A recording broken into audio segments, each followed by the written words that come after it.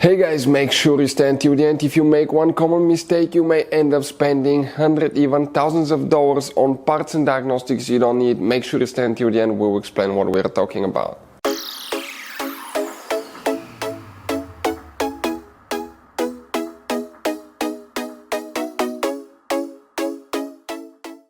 Hey guys, welcome back to World Mechanics. Thank you guys for watching and subscribing to the channel. Today will be super helpful video to any of you guys having a Chevy Tahoe Suburban, this generation here from year 2006 to year 2014.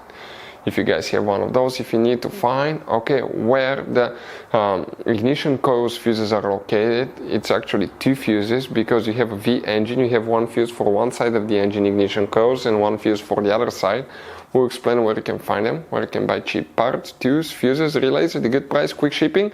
That way you do not waste your money and time, and why it's important to always test fuses and relays. All that, guys, will be covered absolutely free for your convenience. Make sure to stay until the end. So before we start, let us tell you a little bit about us, guys. If you have a Chevy Tahoe or Suburban, practically they're built on the same platform. We'll be making a video about every single fuse relay in that SUV. Why?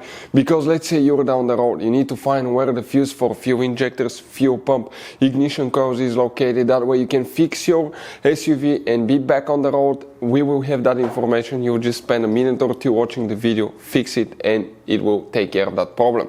Now, every single car we get here at the garage, we try to make at least 200 to 300 free repair videos.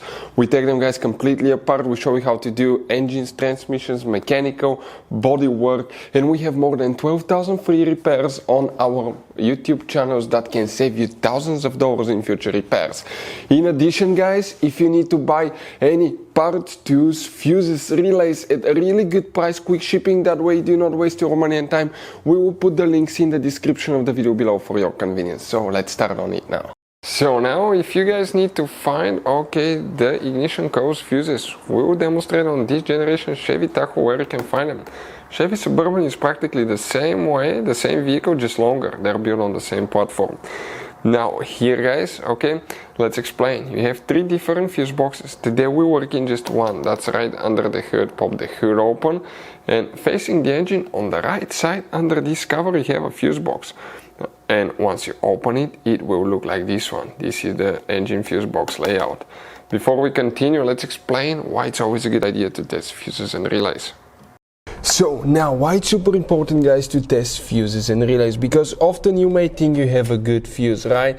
But it could be, guys, a bad fuse. Sometimes it's really hard to tell, it's hard to see. You have different kinds of fuses, and each one of those, guys, let's say you think it's a good fuse but it's actually bad, you may end up spending time, money on parts and repairs that you don't need. So always test fuses. It takes only a few seconds. We'll put a link to a special video that will teach you how to test fuses and how to test relays as well. Relays are easy to test.